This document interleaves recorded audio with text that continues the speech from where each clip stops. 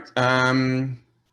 Welcome, everyone. I'm just going to also move this screen here a little bit. Okay, great. So too bad I can't see all your faces, but wherever you are and whatever you're doing, hello. And whenever you are listening to this or watching this, hello.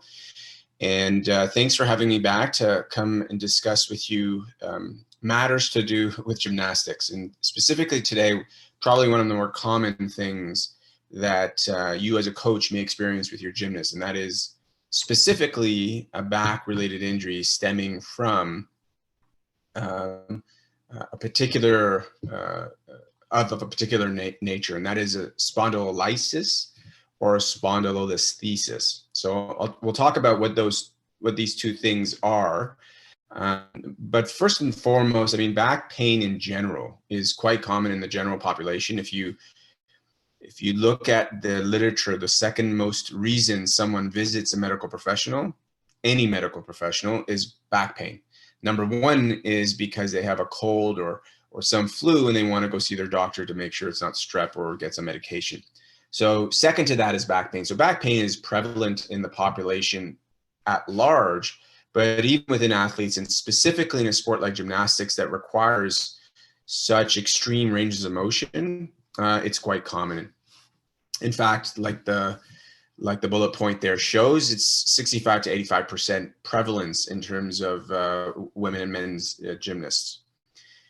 So your gymnasts, either you have gymnasts right now, currently, if they're not in the gyms and Zoom trainings at home, either right now they have low back pain, some of them do, or they've had in this past year, or they will in the future. It's inevitable. It's something that's quite common in the sport, just like it's quite common in the population. I always ask myself when something like this is prevalent, why? Why is it that in the sport of gymnastics, you are likely to get a lot of back pain related injuries, and specifically the development of spondylolisthesis and spondylolysis?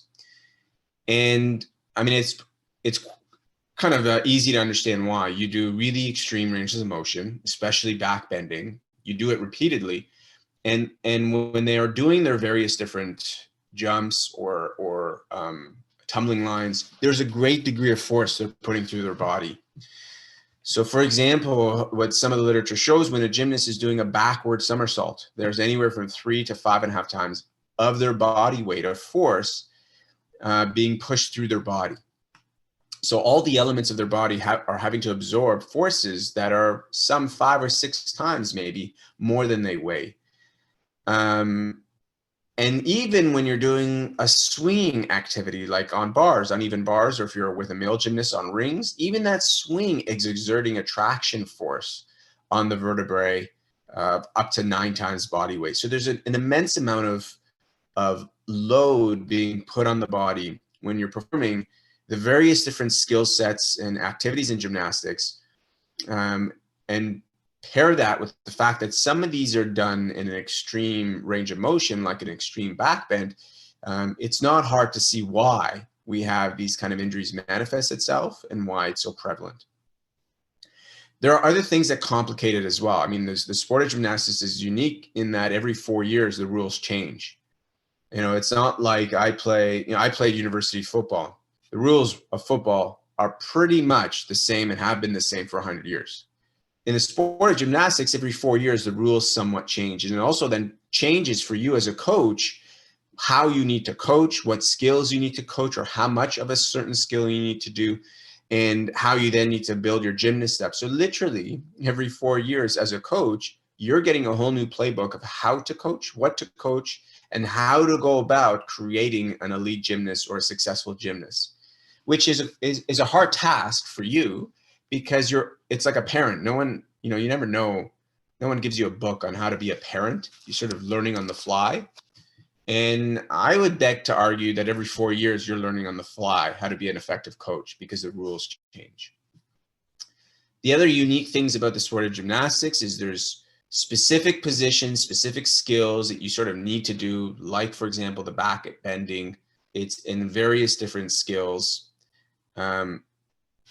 By the way, I just got a note on my computer that said my internet connection was unstable. So if I'm talking and things cut out, let me know and I'll repeat it.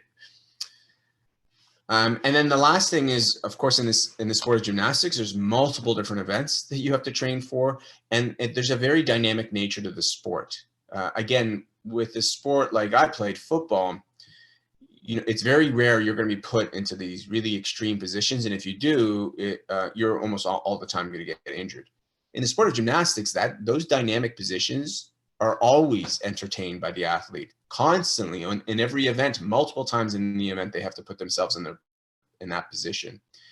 So we're asking the gymnast to do something that in any other sport can lead to injury, and they have to do it as part of their natural part of the sport. So again, it's easy to see why it's so prevalent when you start to examine it that way. I want to distinguish what exactly spondylolysis is and what spondylolisthesis is, so you can appreciate the difference. Because if your gymnast presents with one of these injuries, how you manage it may be a little bit different. So we have your vertebrae, and this is your vertebrae here in this picture. Where that arrow is pointed to is a particular structure we call the pars Articularis. The name of it is not important. But if you look at your vertebrae, and if they stack on top of each other like this, at the back end, so I'll turn sideways, you have the above joint and the below vertebrae, forming a joint. When you're having to do a lot of back bending, this joint is actually formed like this. So when you're having to do a lot of back bending, you have this kind of a compressional load on this joint. When that is repeated excessively, to the point where there's fatiguing in the bone structure to tolerate that, what you start to get is a fracture. And that's what spondylolysis is. It's a fracture of this joint here that binds or connects the above vertebrae from the below vertebrae. And typically it's referred to as a fatigue fracture because it's not something that happens on a single occurrence. It's the repetition of that over time weakens the bone's ability to tolerate that force that eventually leads for it to fracture here. And then generally when you do get this injury, there's pain with some sort of extending backwards. Every single time you bend backwards and you force sort of a compression at that joint, you're going to get pain signals that go up to the brain, and you experience pain as a result of it. Interestingly enough, though, there are a percentage of the people who have a spondylolysis who don't have pain. So not always, if someone has this injury, are we going to know whether they have this injury. And this is important to understand because of what the consequence is the next thing, the spondylolisthesis, which we'll talk about. So there are some cases where people don't even necessarily experience pain when this stress fracture starts to happen. The other thing, your vertebrae in your lower back, they're not designed for rotation. All your rotation happens at your hip and in the middle of your body, not in your lower back. Your lower back is designed in such a way which it doesn't actually allow for much rotation.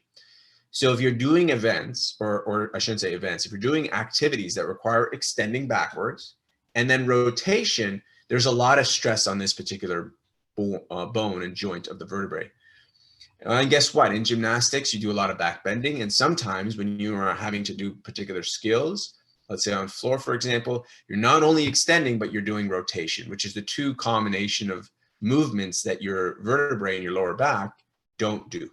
They physiologically don't do, not extension, but rotation. It physiologically can't handle much rotation. And then you add with that the extension that could put a lot of load on that joint. That's sort of the recipe for this injury occurring. Spondylolisthesis is what happens is when spondylolysis, that original fracture, is left unattended or dealt with.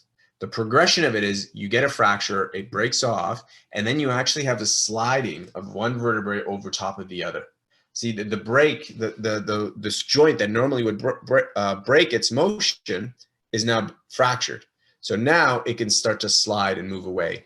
And there's different grades. The degree to which it's sort of slid on top of, moved forward or backwards on the vertebrae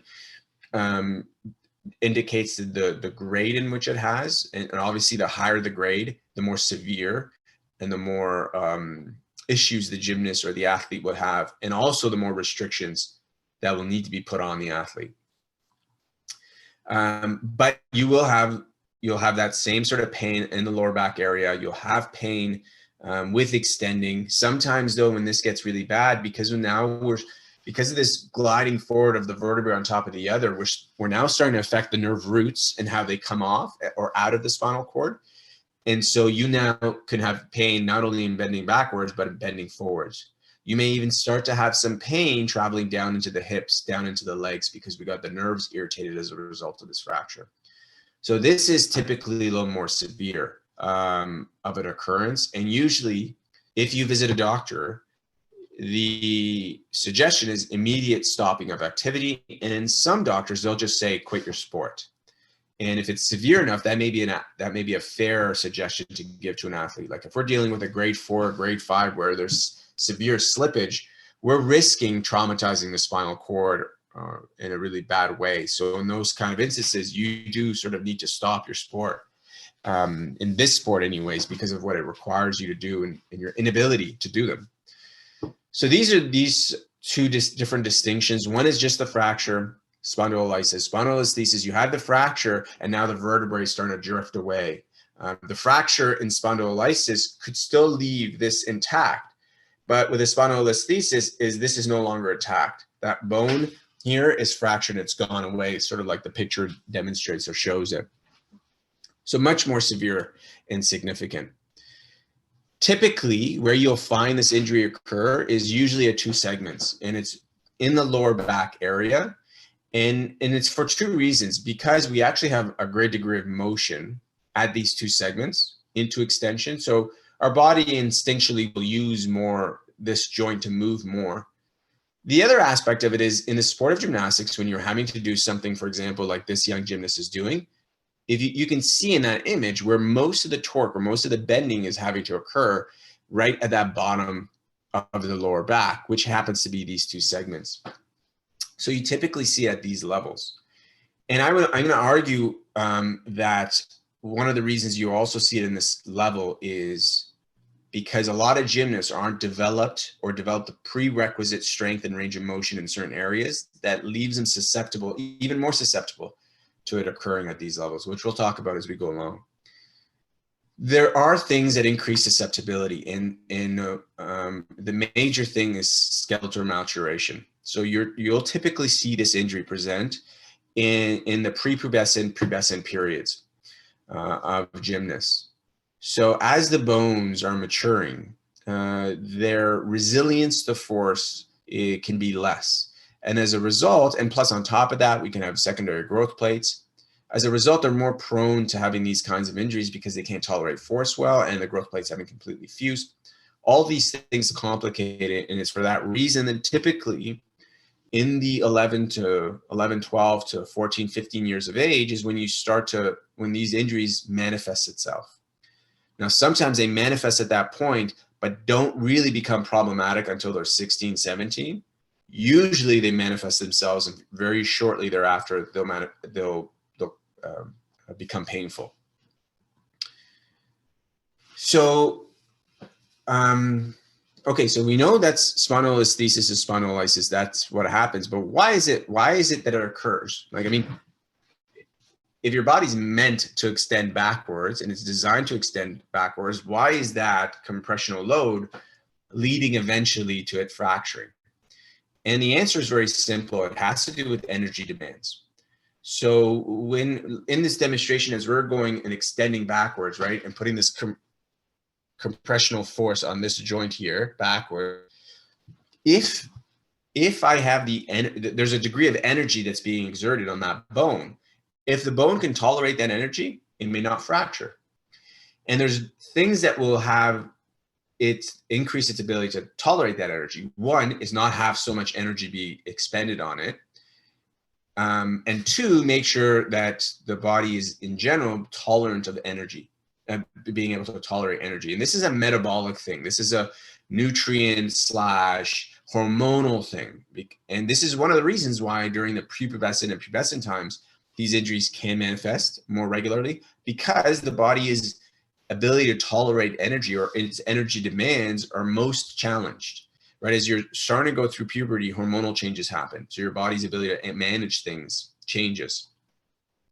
On top of that, in the sport of gymnastics, given that it's an aesthetic sport, sometimes gymnasts may be extra mindful of what they're eating and what they're not eating. So, and as they're going through puberty, this can also change things because what they need to take in changes. So if there's a lapse in having the right kind of nutrients and energy for the body, this can also expose them to potentially failing or not meeting the energy demands. So both these things play a part, but ultimately it's a lack of energy. The body cannot tolerate cannot meet the demand of the energy or force being put on it. So the inability is age dependent, like we said, because of hormonal differences, because of what's happening with the bone itself, the structure of the bone changing. Genetics does play a part. How, we don't know exactly, but there's some role that plays. And then the loading parameters, which we'll talk about. We can't really control. Everyone's going to go through puberty. Can't really control, their genes or their genetics, what that's like. We don't have much say in that, but we do have say in loading parameters, dictating how their body is loaded and in what manner they're loaded, so they're better able to handle the specific skills of gymnastics, like backward bending or rotational stuff. So that's what I want to put most of this rest of this discussion on, is talking about specifically how can we reduce or increase the body or the gymnast's ability to resist the occurrence of this kind of injury. And then secondly, just know when we have this injury, how can we manage it? Because invariably you will have gymnasts that will get this injury. And where I'll start with that discussion is usually where I start most of my discussions when it comes to gymnastics, and knowing how to prepare a gymnast to mitigate the risk of injury and to improve performance. And that is understanding the difference between passive and active mobility. And if you've heard me speak, this is probably going to sound like old news. That's good. I still encourage you to listen intentfully. I read articles, any article that I read at least 3 times because I know my brain is not going to comprehend everything it has to offer me the first time I read it. So if this is the 5th time you're hearing this, this is good. It's going to you're going to learn to a greater depth of understanding, which will be of more benefit for you. If this is the first time you're hearing this, let me distinguish a key thing with regards to any athletic endeavor. If you are wanting to improve, in this case, let's say flexibility or range of motion, and your only means to improve that is through passive ways, like in that top picture, that rhythmic gymnast doing a passive stretch, you're not going to be, that will not translate to the activity that you'll be doing, which maybe will be this split leap. Why? Because there's no muscles that are actually working to be strong in that position. So if there's no muscles working to be strong in that position, how can you expect that when they're then asked to move the body in that position, how can they possibly have the strength? They're not going to. And I think this is shifting in the sport of gymnastics, but for the longest time, the only way we wanted to improve range of motion around the pelvic girdle specifically is we relied on passive flexibility. And then when they weren't able to accomplish what you wanted them to accomplish, maybe a split leap, we thought it was a flexibility issue. And I've argued that it's in 90% of cases, and especially in young gymnasts, in 99% of cases, it's not a flexibility issue, it's a strength issue. So if the gymnast is doing what that top gymnast is doing, which is in and around their pelvic girdle, and we could talk about the shoulder girdle as well, because it has effects on the lower back, which I'll talk about. If we want to improve the pelvic girdle's capacity to move through a big range of motion, and we're only doing it passively, it won't translate. What you invariably get is this. So here's this gymnast doing a split leap. Now you may think they have pretty good strength to be able to do that split leap because they've got the legs up and it's a straight line, but look at the shape of their back. The only way they've been able to do that is because they've had to contort their body in a compromised position to accomplish that. If I were to go over to her and align her back in not in a straight, it won't be straight, but a less arched position, her legs probably are not going to go very high. And it's not a flexibility issue, she just doesn't have the strength. So this particular gymnast, she lacks the strength in certain muscles around her hips. So she's compromised by arching excessively in her lower back. And guess where most of that arching is happening? Usually at that L4, L5, L5, S1 segment, which is common for these spondylolisthesis injuries. So even, you know, it's an aesthetic sport. So you look at this gymnast and you think, what a perfect line, and she's going to get great marks. That doesn't necessarily mean her body's doing it very efficiently or effectively, for that matter. I mean, it's effective because she's going to get the score that she wants, but it's not going to be effective because it's putting a lot of harm onto her lower back. Here's another example of it. Same thing. You can appreciate that the arching that happens, the belly coming forward, that just telling us how much the back is arching. So I show these images because as coaches, you may see your gymnast do this, and they may look like they have a great line, and they'll not have no deductions, but it doesn't mean they're not exposing their bodies to potential harm and injury. And when that injury occurs, in a percentage of people, it will occur. If your therapist goes to you and has an understanding of this and goes to you and says they were lacking pelvic strength, you'll now understand why. Because visually, it may not appear that way because they're getting their legs high enough. The only reason they're able to do it is because they've compensated or compromised their body's position to get their legs higher to meet where it needs to be. This other image, you know, she's getting her legs quite as high. It's a little bit further away, but she doesn't have that same exaggerated arch. So that's an example of a gymnast who has the pelvic girdle strength, who doesn't need to compensate excessively in her lower back. There's always going to be a little bit of an arch. We're not trying to eliminate that, but we don't want this exaggerated arch where the belly's poking out, excessively arching the back. And as a result, that, hopefully you guys can see my makeshift vertebral joint, that arch isn't exaggerated, putting a lot of pressure here at this joint, where it will be in those two other young gymnasts. So first and foremost, given that when we do certain skills in gymnastics, the pelvic girdle is the most closely related to the lower back, we need to make sure the pelvic girdle has a great degree of range of motion it can move through, and it can move through it actively, meaning it has the strength on its own to move through a great degrees of range of motion. And if it does, then it doesn't, the gymnast doesn't have to arch their lower back excessively like that. I'm gonna just go, before I show this, I'm gonna bring this little model in front of you so I can show this to you. And think of the body. Buckminster Fuller was an architect. He was also a philosopher in the early 1900s, and he created this thing called the tensegrity model.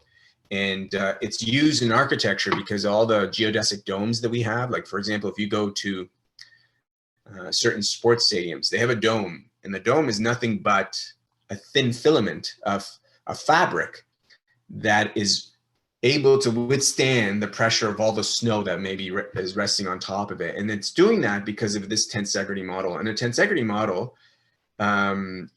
is designed in such that forces are transmitted not through compressional loading of things stacked on top of each other, but through tensional elements. So, you know, this model here can withstand a lot of force because tension changes in the bands, not because anything happens to these concrete structures, the dowels.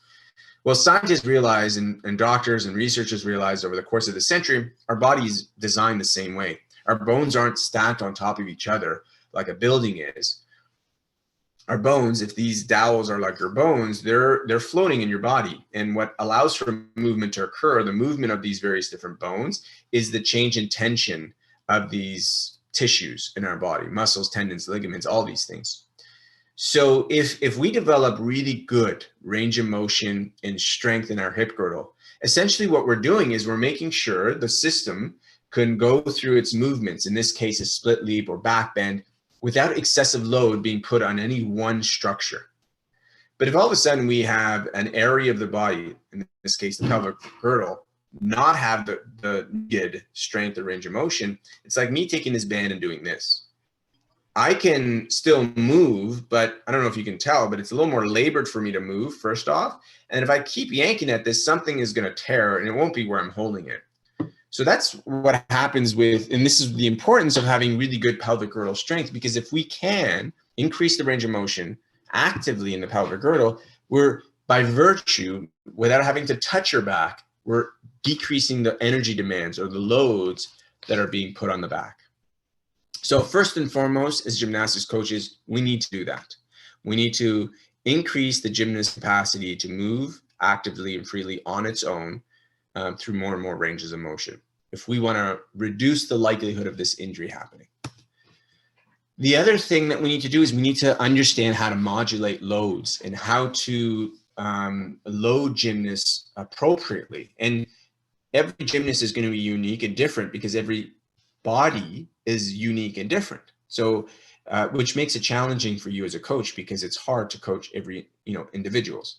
It makes your job so much harder. Maybe now it's not as hard because you don't have as many gymnasts in the clubs, but in a normal time, it's very hard to manage 30 different gymnasts or 20 different gymnasts individually.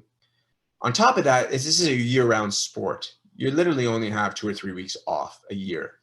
It's a year-round sport, which means you're always having to be training and doing a certain degree of load. No other sport is really like that. And in fact, the other sports who have become really, we're going through a period of time where there's a lot of specialized athletes, meaning, back in the day, the Michael Jordans of the world in high school will play baseball, basketball, football, and then eventually we'll just choose one sport to play. Nowadays, the Michael Jordans of the world are just playing basketball, and they're playing basketball all the time, and they're always training for basketball. So this excessive specialization that we've created in other sports is meaning those other athletes are becoming like gymnastics has been all along, which is a year-round sport. And so it's no coincidence in every other sport, rate of injuries has skyrocketed. In fact, rate of injuries in young athletes has skyrocketed to match where the sport of gymnastics has sort of been because it's a year-round sport. So that's another thing that complicates and challenges things. So getting rest and getting modification can be challenging than other sports, but it is needed. There needs to be an understanding of how can we load our athletes in a modulated fashion so that they're not excessively being loaded so that these injuries can happen. And one of the easiest things and the simplest things you can do is if you know you have a gymnast approaching the like prepubescent and pubescent area time in their life, try to play around with how you load them. So what that could look like is, first of all, I always recommend taking height measurements of your gymnast, because you get a sense or get some insight into if they're entering into a growth phase. And if they are, great. Use that opportunity in that period of time to reduce the load a little bit. That may mean you're not doing as high intense skills as frequently or as much. So instead of doing it 5 days that week, you'll do it 3 days that week. Instead of doing it 10 times, you'll do it 5 times. These are just general numbers. You can play around because each athlete may tolerate differently. And then if they're in those age periods where these kinds of injuries happen, you may just want to take that period of time to slow down your pursuit of them developing certain skills and accelerating in the sport. And I know that's a kind of a challenging thing to say, especially if you're a high performance coach, like you're coaching high performance gymnasts who may be on the national team or want to go get a scholarship. But the one beautiful thing about the sport of gymnastics is it's really, especially, it's always been this way for men, and it's becoming that way for women. We're starting to transition in the sport in a way that female gymnasts can excel in the sport in a much longer period of time, meaning you don't have just till 16 or 17 or 18 with your gymnasts to get them to their peak levels. You're having up to 20, now 21, 22. I remember when I went to my first Worlds, there was gymnasts who were 23. There's a handful of gymnasts who were in one finals that were 22, 23, 24. So one was 40. I'm sure you know who I'm referring to when I say that. But the point is, the sport of gymnastics is changing as a result of sports science coming into the sport. People are able to stay in the sport much longer, which means there isn't that big push for us to get them through certain skills really quickly. And that's not, I'm not trying to say don't pursue excellence, don't pursue perfection, and try to strive to accelerate your athletes and if they're ready for it. But all I'm saying is when they're in these age periods, when they're likely to get these injuries, you have more on your side to be able to ease a little bit into it. Because when you do get a spondylolisthesis, the worst, where the end goal or the end of the road of that injury is, if it's not managed, is surgery. And when someone gets surgery, their ability to ever be elite is impacted. Their ability to even participate in the sport is impacted. And then lastly, later on in life, they're going to have to deal with aches, pains, and issues that they generally may not have.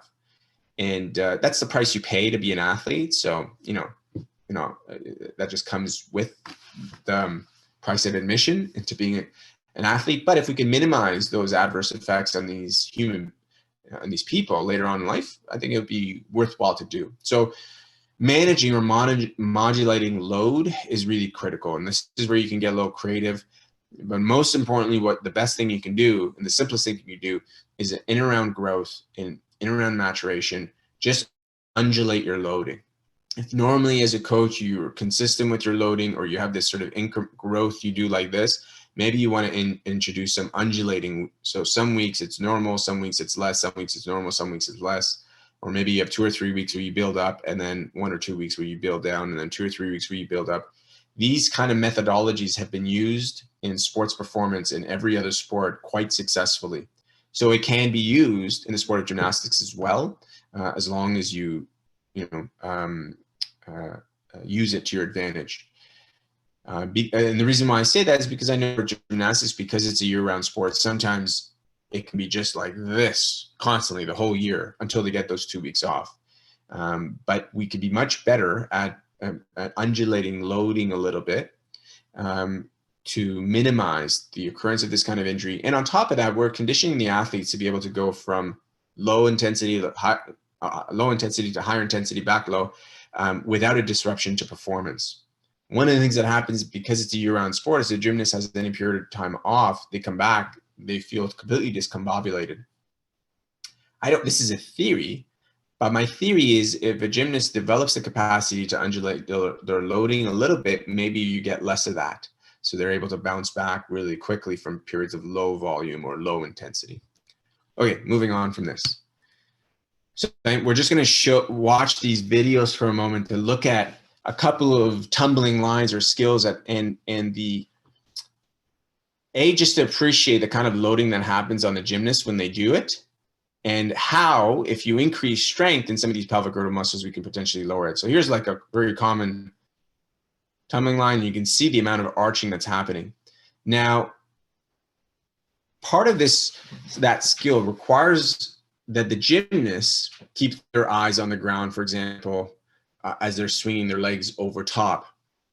But if we have the hips being able to contribute way more to that motion, if we have some extension, not just at 1 or 2 segments in the lower back, we could potentially reduce the loading that will go through that specific joint. So let me now talk about some specific ways then we would want to then strengthen with regards to what I've mentioned. And so this is an exercise that I shared with some of our national athletes. And this can be used as a test for you to appreciate how weak or lack of strength, how much strength or lack thereof an athlete has. But you have them in this position where they're crouched over and they're seated on their heel. So you don't see the other heel in the picture, but they're seated on their heel with this leg extended, and then they're lifting up. The beauty of this position is that we've eliminated any movement in their lower back. Their lower back cannot move because of the position we've gotten them into. So we're forcing their hip to do all the extending. And the stronger they get, the higher they can raise that hip. The higher they can raise that hip, the less they will demand of the lower back to extend. And this can not only be used to improve flexibility passively, but for sure, and actively, but for sure what it'll do is it'll reduce the load on our back. And with anything, I sometimes think of it as you need to isolate this area and get the hip independently strong before we sort of incorporate it with other things that involve the low back and the shoulder. But this is like an example of one exercise. And what she is doing here is she's first pressing her foot down into the ground for a period of time. After that period of time is up, she's lifting up and she's holding. And while she holds, we're actually strengthening her hip muscles to get strong to extension. Now, how you would continue with this exercise is that you would then put something underneath your foot at that height that she's at, and she repeats the process. and she gradually gets a little bit higher. You can play around with how long you press, and depending on how long you press, you're getting different effects. And maybe we can get into that a little bit later if anybody has questions or we have time. But this is an example because we can isolate the hip to improve its ability to extend. And we can also sometimes appreciate, there's a lot of times gymnasts come in and they can't even lift their legs off the ground in this position. This particular person has their toes curled underneath. With a gymnast, you would want completely pointed and flat, making it even harder on the hip. But even in this position, there's a lot of gymnasts who won't even be able to lift their legs off the ground. And what that means to me is when they go having to do any back bending or any tumbling or any leaps, all the extension is happening in their back because their hip can't do it. Their hip has an inability to do it. So this is one exercise you can do, and this is an isolated way of doing it as well. The other element of this is, you know, now I'm these two exercises both sort of relate very, very well to that sort of split leap that we showed in one of the pictures. You could do it with the front leg as well. And there's two reasons why you'd want to do it with the front leg, because your hip flexor muscles connects to your vertebrae. It actually goes to 4 or 5 different vertebrae, and then it connects to your thigh bone. If you have a weak muscle in your hip flexors, and I would argue a lot of times that people think they have tight hip flexors. It's not a tightness per se, it's a weakness.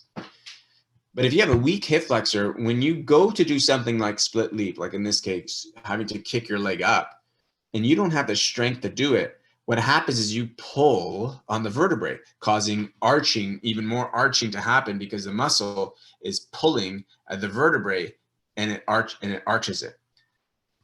So we want to strengthen the hip flexor muscles equally to not only be able to improve the strength to be able to lift the leg higher in a split leap, for example, but also improve the strength of the hip flexor to be able to stabilize the lower back so it doesn't have to be pulled into extension too quickly or too soon or too much. And then finally, to go, just another one that I'll add in is we want to encourage the back to be able to move at all the various different segments. A lot of gymnasts are conditioned and over time become really efficient and proficient at moving through 2 or 3 segments. And they have an inability to extend through other segments. Like in this case, in this exercise, I'm extending through my mid back. Well, those 1 to 2 degrees at each vertebrae that they're not able to extend means those 1 to 2 degrees have to be piled into degrees that those lower 2 or 3 segments have to go through, which means they're forced into extension much greater than they need to be.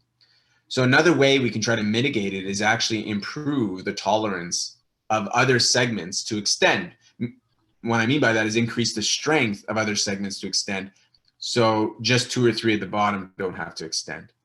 And so this is one exercise or one way you can do it. I had the ball position underneath the lower small of my back just to make sure my lower back's not arching. And I'm using a foam roller, but depending on the gymnast, you can sometimes use 2 tennis balls or some smaller object.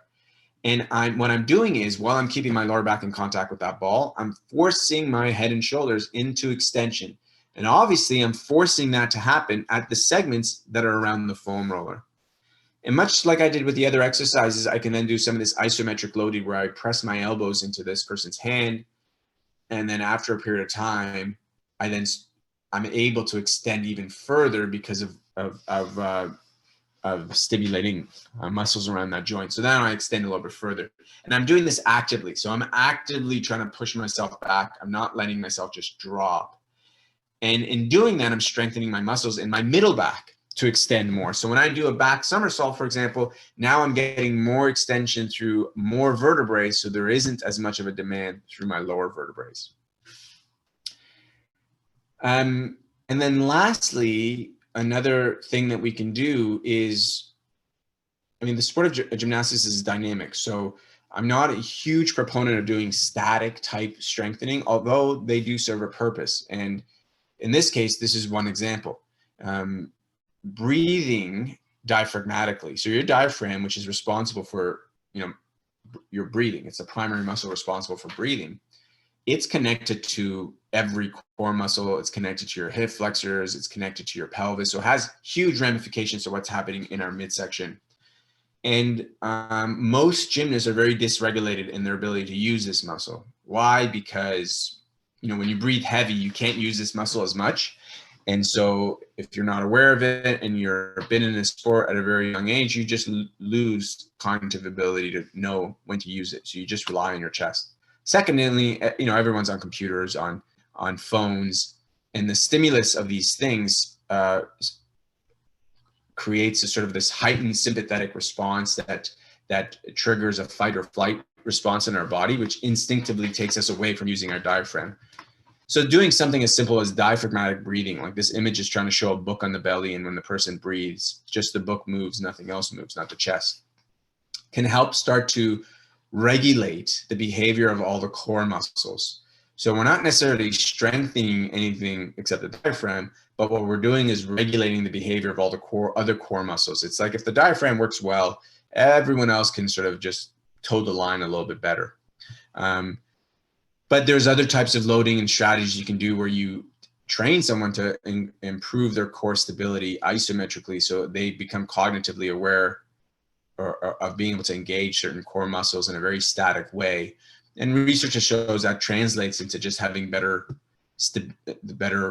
activation or co-activation of tissues during dynamic movement. So that's something else that could be introduced, and it's a very simple thing, and plus it's a relaxative sort of recovery type thing that could also be done. So those are all things that we can do not only to try to mitigate and prevent injuries. And obviously I didn't touch on the shoulder, but if people are doing back bends or back somersaults or back, you know, tumbling lines, if they lack the ability to flex the shoulder back far enough, again, guess what the body's going to try to do? Just like those split leap gymnasts, it's going to try to compensate, and typically where it'll compensate is in the low back. So emphasizing and trying to improve not just the hip, not just the segments, but then also the shoulder's ability to move through a greater and greater range of motion actively can also reduce the load on the lower back. So all these injuries help mitigate the potential risk of getting a spondylolysis or spondylolisthesis. But what it also can be is exercise we do when someone does develop them. Because when you have a spondylolysis, let's say that occurs, since that's a little bit less intense, you're requiring a certain period of time to actually rest and let that bone heal. There's been trauma to the bone. So think of a fracture like a tear in a muscle. If you had a tear in a muscle, you won't just go and use that muscle. You would let that muscle rest. And so it's no different for a bone. And bone can take anywhere from 4 to 6 weeks to heal. So there needs to be some time to allow that bone to heal. And if a spondylolysis is found early enough and treated well enough, in my experience, gymnasts can within two or 3 weeks start to go back to gymnastics, and within 4 weeks be back to full go. And obviously working on improving some of the things they need to improve on. Once a spondylolisthesis happens, then at that point, you sort of do want to step away. You want to step away from any back bending, forward or backwards. And because sometimes the spondylolisthesis can cause drifting of the vertebrae forward or drifting backwards. Either way, you need to take time off. And typically 4 to 8 week window is the suggested timeline, because that's how long it takes bone to heal. Now, in a case of a spondylolisthesis, bone's not going to heal. It's broken. It's gone. But what we do need to not do is have that spondylolisthesis get worse. And it will get worse if all these other areas that are not very strong aren't addressed, and as a result, continually loads that segment more and more. So the 4 to 8 week window is not only just to help pain get down, but it's an opportunity to strengthen all the other parts of the body. For example, the hip, the other segments, the shoulder girdle, all the other areas of the body that may not have the capacity to do what they need to, and as a result, putting so much load on the back. So in the case of a spondylolisthesis, it's like you just want to stop all bending. You don't want that to get worse. Spend the 4 to 8 week period conditioning the rest of the body to build the capacity it needs so it doesn't put so much loading on the back. And then you may at that point need to consider changing training for that individual. They may never be able to train with the amount of back bends or certain tumbling lines that require twisting and arching as much as they did before permanently, even when they're pain-free. If normally they did, 30 or 40 different reps on various different events in a week, they may going forward only be able to do 20. And you just don't want to push them, even if it's not painful, because the risk of it becoming painful and becoming worse is there. And it may mean you need to change up the kind of skills that they're learning. So you have to get a little more creative in terms of what they can do. In a spondylolysis, though, if we can let the bone heal, that really helps us out. So the 4 to 6 week window is a good window of time while we address the other weak links that usually and almost always are there with these particular gymnasts. You can use this time to do therapeutic intervention, obviously. Getting treatment as in getting out of pain. I saw the question, Janice. I'll just get to it in 1 second. And then the last thing is, obviously they want to be treated along with getting these things strengthened. The last thing, and I put in the question mark, pain medication, because, Advil and Tylenol, these things for gymnasts are multivitamins. And the reality of it, and the truth of it is, their effects on modulating pain is minimal to next to none in some cases. So most often it's become a crutch for a gymnast. They take this because they think it's going to provide some relief in pain, or preventatively because they think it's going to provide some relief in pain. And unfortunately, the research doesn't back it. The negative consequence of all this, though, is they're disrupting and damaging their gut lining.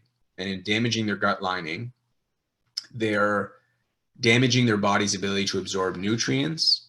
They're damaging their immune system. 70% of your immune system is located just outside of your gut lining. So what you eat directly affects your immune health, meaning the frequency in which you may get sick or the frequency in which you may get injured, right? Your immune system is not just sort of the way that we think of it. Your immune system is a response to tissue trauma. So if you have tissue trauma from training, your ability to recover from that tissue trauma is part and parcel to your immune system. So or how strong then that is. So I'm actually not an advocate at all of pain medication. I think whatever benefits people perceive they get, or may even realistically get, is far less than the risk it causes, especially for a developing child. There's someone who's 12, 13, 14, 15, even 16, 17, 18, should not be taking that medication on a daily basis, or, a few times a week. It's just not a healthy thing. It's, nothing in nature, if you expose it to certain chemicals consistently, isn't not going to fail and break down. It's everything in nature behaves the same way. So the body is no different. We're part of nature. So if you continue to give it these things, there's going to be silent effects. And I say silent because you and I may not perceive it, but it can manifest into an issue. So pain medication, not a huge fan of it. If they want to do topical stuff, that's fine. They usually aren't as strong or as damaging as I think pain medication can be.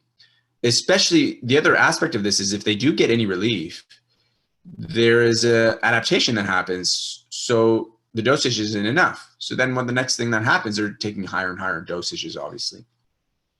Okay, so I'm just going to get to this question. I've been trying to do some more conditioning through a straight body position in an effort to train the body to resist collapsing or giving way during the input of loads. If you agree this is important, how would this relate to training active flex and strengthening of the various segments of the body when in training? How often? Okay, great question. Because there's a belief, even in the therapeutic world, that there is an ideal or stable position for the back to be in, and there's a neutral spine.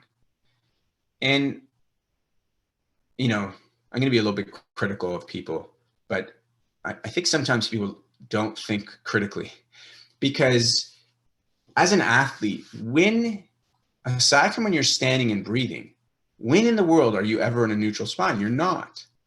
So to train someone to be in a neutral spine or be in a straight body position, and when I say people don't think critically, I wasn't talking about you, Janice. I was talking about the therapeutic world. when you're training someone to be in a straight body position or a neutral spine position, and this is you're told sometimes this by therapists. If you're trying to train that position, you have to appreciate that what you're doing then is not training the body to be strong in the dynamic positions that it's going to be in. You're gonna be arched, you're gonna be flexed sometimes. So how you build strength is how you build resilience is to be strong in those various positions that you'll get into. And how you can prevent collapsing is not necessarily always on training straight body, but it's just training general strength through as many parts of the body as possible. The body will self-regulate itself quite miraculously, you know. And if people doubt this, just turn the lights off. Your pupils dilate. You don't have to do anything about it. So if we just need to give the body the right kind of strength in the right areas, and it'll regulate itself so it doesn't, quote unquote, have to collapse. And if it's collapsing, it's a strength issue. Either the skill's too much or they don't have the strength in every part of their body. So I would answer your question this way, Janice. I think it's fine if you want to do conditioning in a straight body position, do that. I think there's value in doing that.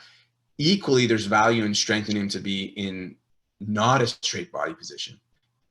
You know, a very famous gymnastics exercise, I think it's a gymnastics exercise, a Jefferson Curl, which is you're essentially standing and I'm going to try to mimic it here, but you're like standing and one by one, you're rounding and going all the way down.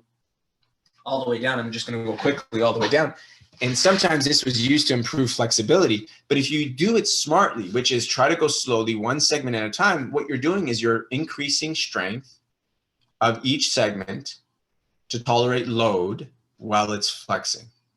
So what that means is then when they're in an athletic setting, when their body is forced into this position because of how they may have landed, maybe they landed slightly off, they're not perfect landing and their body's being tugged this way, they have the strength to be able to tolerate it, absorb it, not risk trauma, and maybe even control it so it's not as aggressive of a collapse. It's just a gentle collapse because their muscles can all handle it. I hope that made sense what I was trying to say there. If I didn't, I'll try to say it in a different way. So I would do both. Do straight body conditioning, that's fine. And I'm assuming straight body conditioning, are you meaning like core related stuff or everything? Because if it's everything, if it's core stuff, sure, do that. But you also want to tie in the segmental stuff. It's Janice. Can I just say it verbally? It's easier than typing it. Yes. Okay. Yeah. So for me, it's definitely for core. I found that gymnasts tend to get very strong in a slightly rounded position and not as strong in a straight body position. And the code now really demands an absolute straight line. When they're still in touch with the apparatus, like the takeoff of a vault table or the release of the bar, there's often some flexion, like you're saying, slightly outward or slightly inward. But when they're inverted in almost every skill now, they have to be able to show an absolutely straight line. So I found that my athletes anyways, tended to be more of a curved spine, like a rounded. Curve in their lower back, you mean?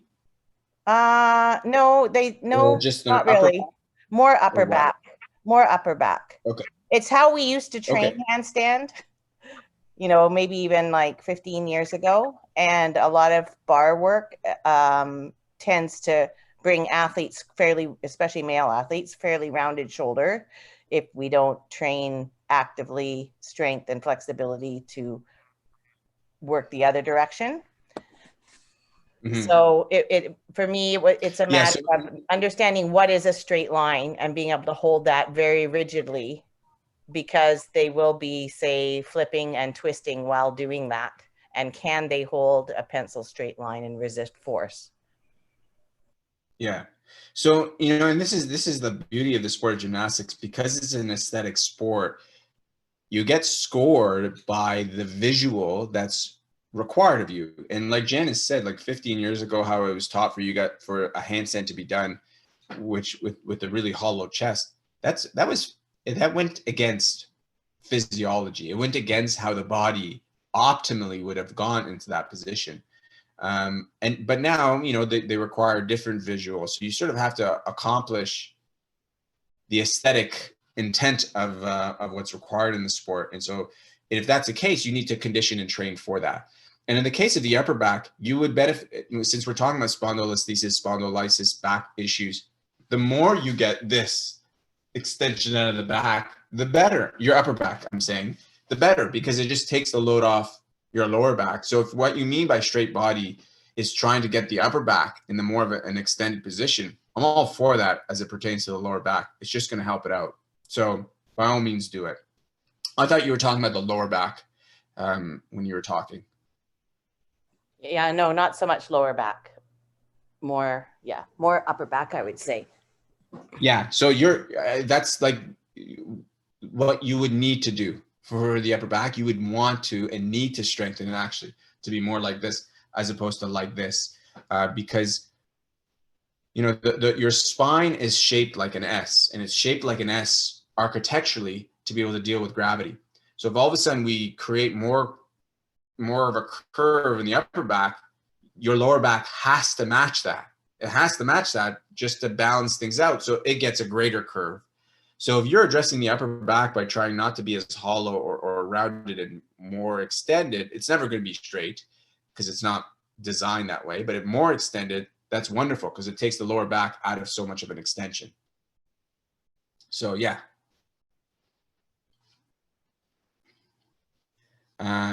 Okay, so I'm going to try to close this. I can't close it. I'll just move on. Can I do that? No. Okay, give me 1 second. Oh, there we go. It went away. Perfect. So once you're injured, I mean, whether you're injured or not, the key is you need to improve segmental strength at all segments.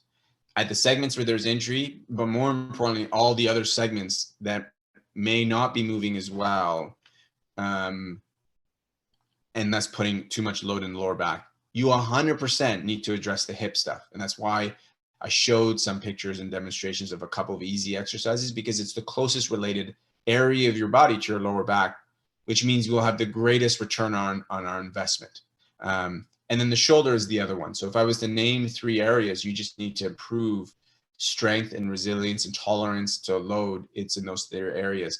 And it's not just improving range of motion, so how easy it can move and improving its ability to move through a greater range, but having strength throughout that range. Because like that picture of the rhythmic gymnast, it's great that they have great flexibility, but if they have no ability to move it, and then you ask them to do a split leap or do a backwards tumbling line, doesn't matter. They don't have the strength to get that body, that joint in the position that you're wanting it to be in to reduce the load on the back. So those areas need to be addressed. And then even if you're dealing as a preventative measure, but even if you're dealing with an injury, that's where you need to go address. Most often therapeutic interventions will try to mitigate and reduce and eliminate the pain coming from the irritated area. And not always will they address what led to the injury in the first place. So now this is where you can start to look there and address it while they're getting their treatments from their physio or chiro, or whoever else they're getting treatments from. But the one takeaway though is once you do have an injury, once you know there's pain, and if they're getting pain with bending backwards, and it's persisting, send them off for x-rays. Tell their parent. If they don't have a therapist who's already done that, they'll just tell parent to get an x-ray, and especially if they're that prepubescent, pubescent age, because they're going to be at risk for it. And you just want to know if it is, so you can stop before it becomes a true fracture, because sometimes it could just be a bone bruise essentially on its way to a fracture. You want to stop it before a spondylolysis, and then if you want to stop it if it is a spondylolysis before it becomes spondylolisthesis, because then you're risking the gymnast's ability to return to the sport efficiently and their long-term health. Once you find out that that's the case, typically the timeline you're looking for is 4 to 8 weeks, because that's how long it takes A, bone to heal with a spondylolysis, and B, for us to strengthen some of the other areas so they can better handle things when they return. And when they do return, we then want to, we may need to, if they haven't gotten the gains they need to in their hip or in their shoulder, we need to modulate how they're loaded, which means sometimes not doing, back bends in warm up, if that's what you always do. Maybe they just may not be able to do it, or doing as many back tumbling lines, or as many split leaps, or as many skills that require sort of that extension or kicking, like on vaults sometimes or on bars. You have to modulate the numbers that you do, because in the early stages, you will get out of pain, you'll get some improvement, but you haven't gotten the strength improvements in everywhere that you need. So there's a real high chance of reoccurrence. And already, during this weird time where gymnasts are training at home, I could tell you, I've had a handful of gymnasts from various different clubs develop this injury because they're at home, training at home, they're limited what they can do. So they're doing way more of certain things like back bends or whatever than they're used to. And since they were off, not doing gym as much, it allowed their body to go through growth a little bit better. They're maybe getting more sleep than usual. They're less stressed than usual. So physical stress, mental stress, maybe. So their body was going through growths. In this summer, in particular, last summer, when more growth typically happens, and they had less gym and more sleep and all that stuff, they went through a growth. So they were going through a period of time where their body was at risk of this kind of an injury. And so even with them training at home, there's been an increased number of these kinds of injuries. And what happened in a handful of those cases is the gymnasts would have gotten better. And, obviously I don't see them and they're back at home training. And in a very short period of time, they went back to doing too much too soon, and they got re-aggravated. So then they had to come back. We didn't take another long period of time the second go around, but it just had a reoccurrence happen. So modulating the load initially coming back is really important. Okay, so this is what I was sort of mentioning about things that you would address during their recovery. And then these are just some things that again, this is sort of talking about the things that I've mentioned.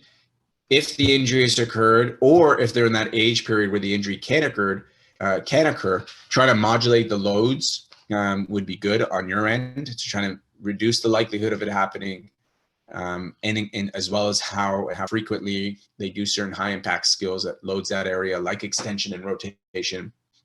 And then any extreme extension, if you can limit it, and that's the age period you'd want to limit it to reduce the likelihood of it, especially if your gymnast doesn't have the capacity in their hips and the shoulders that they should, which you may or may not know.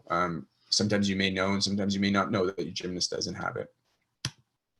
Okay, so I want to give you guys an opportunity to ask questions, but I also want to, before you guys, well, actually, let me just give you an opportunity to ask any questions if you have any questions about anything.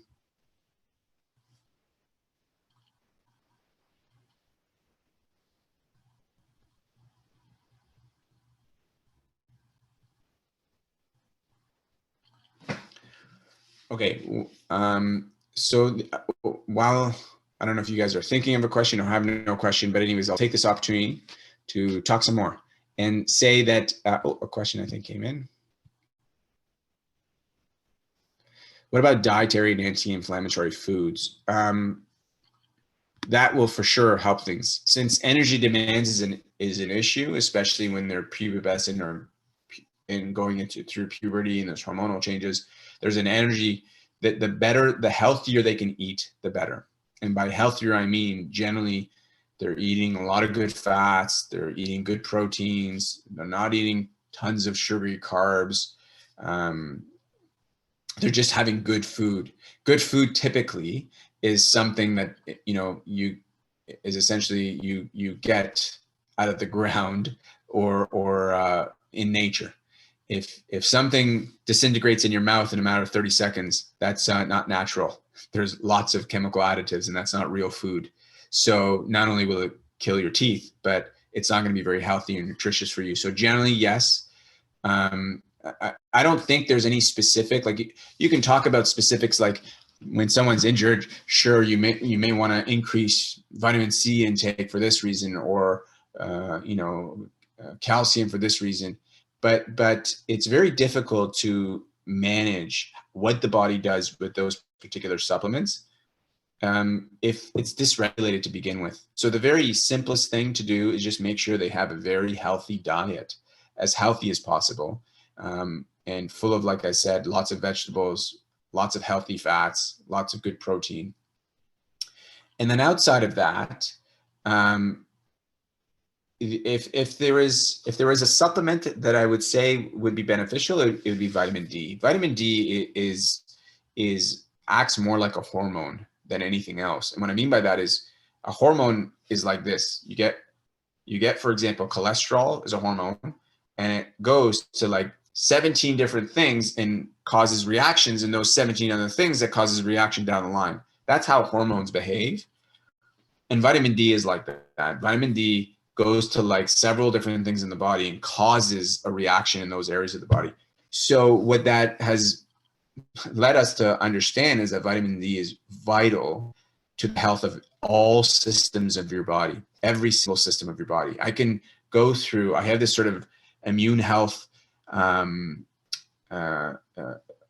series that I'm doing for my patients here, where I'm talking about different things about the immune system, and I talk about how every system of your body, when it's lacking vitamin D, is going to fail. And in fact, if you look at cancer patients, 75% of them are deficient in vitamin D.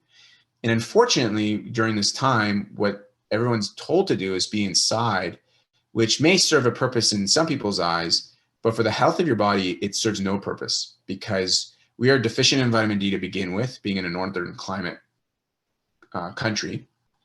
And depending on your pigmentation, your ability to absorb vitamin D through the sun is going to be affected even more. So if you're a darker pigment, you need to be in the sun longer to get the same equivalent vitamin D as someone who has paler pigment. So we're not absorbing vitamin D. I won't be surprised if the population is significantly deficient, even more than usual. And so that has huge implications on various different systems in our body, including the various systems healing in our bone. You lack vitamin D, your parathyroid doesn't function well, which can affect your thyroid, which can affect your hormones, which can affect this. Next thing you know, one of the effects is your bones don't heal as well from trauma and stress. So if there's one thing I would suggest for, any athlete in terms of supplementation, it's vitamin D. The best thing is just get exposure to sun.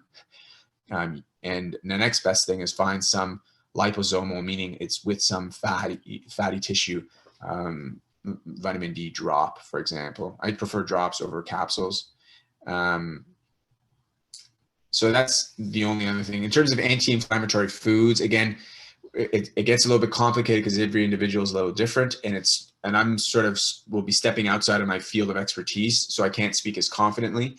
There are foods that definitely are anti-inflammatories, but not in everyone's bodies. Like my body doesn't deal with peppers very well, like red peppers and green peppers, but some people have no issue with it. So that becomes a little more intricate, and you need more specific blood tests and all that stuff to know it. The very simple thing is, if you cut out any packaged food, you're significantly reducing your inflammatory markers in your body. Again, one really simple test is, if it comes in a package, it has chemicals to let it last a long time. And if it disintegrates in your mouth in a matter of seconds, that's not natural. None of that is natural. If it's not natural, it brings with it lots of chemicals that are inflammatory in nature.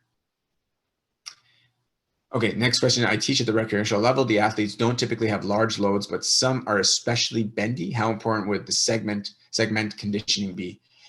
Important. So if they're bendy, that's fine that they're bendy, but when you're doing some of these segmental conditioning, like the one that I showed, we're not just trying to get the range, we're actively using the muscle. And maybe I'll talk about the gymnastics tips and tricks emails that I send out, but maybe in my next one, I'll show you a variety of different ways that you can strengthen the muscles that go through segmental motion, which is different. So someone can be very flexible, but it doesn't mean you can't strengthen them through the ranges that they're flexible and increase their strength in that. So you still want to do it. And it's equally as important, because we're not doing it just for the purposes to improve range of motion. We're doing it to improve strength of those segments in greater and greater ranges of motion. So I would say it's still very much important. Any strengthening done is always important, because if you increase the strength of your muscles, it means these guys are dealing with more forces. And if they're able to tolerate more forces, your joints and your bones have to deal with less forces. So I hope that answers that question. Okay, so if any other questions come in. Wonderful. I'll take this opportunity to just mention this. If you guys have any questions, comments, if you're seeing this virtually and aren't here live and you want to ask me a question, that's my email address. You can reach out to me. I put together this thing called the Gymnastics Manual, which is a little booklet and a series of videos and a lecture on some of the things that I've not specifically talked about here about the back injuries, but just gymnastics type training to improve range of motion and resilience. So if you're interested in that, let me know. But the other thing I've started to do is once a month, sometimes sometimes twice a month, I send out this email. I call it Gymnastics Tips and Tricks. And I talk about various different things. So like, for example, the first few ones have focused on different ways to improve shoulder mobility. One focused on one specific exercise you can do for the wrist. It's a short email with a short video of me talking about some tip or trick that you can do in conditioning to improve performance. And I like to think of it as being educational, to sort of further enhance your education of what's happening for your gymnasts and how to get the improvements that you want. And I try to also pair with it some practical thing that you can use and do with some guidance of how to use and do it. Now, obviously, it's a cookie cutter approach. It's not a specific approach, but at least it'll give you some guidance of some things. Anyways, if you're interested in receiving that email or you're interested in the manual, there's a cost to the manual. There's no cost for the email. Either way, just email me, let me know, and I'll include you on the mailing list.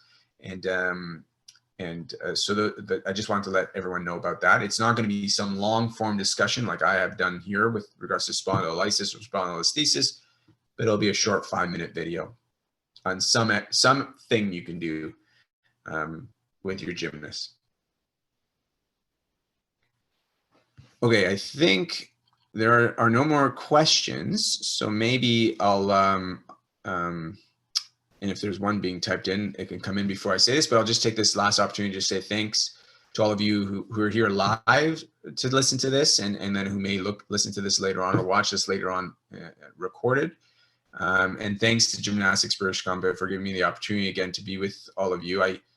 Teaching is my most favorite thing, and educating is my most favorite thing to do. I think I've come to realize that's my favorite thing to do. So I am very appreciative of the opportunity, both by Gym BC, by granting it, and by you for granting it the audience for me to be able to do it. Thank you very much. It was very informative. It was also very enlightening, and I know that everybody really appreciated it. There were some people who had to leave early, but they asked me to say thank you to you. And you can come by next Tuesday, February 23rd at 1 p.m., where Dr. Mahmoud Zarian, will be talking about technology and performance, So we'll see you guys on the 23rd, and thank you very much, and have a great rest of your day. Bye-bye. Thank you.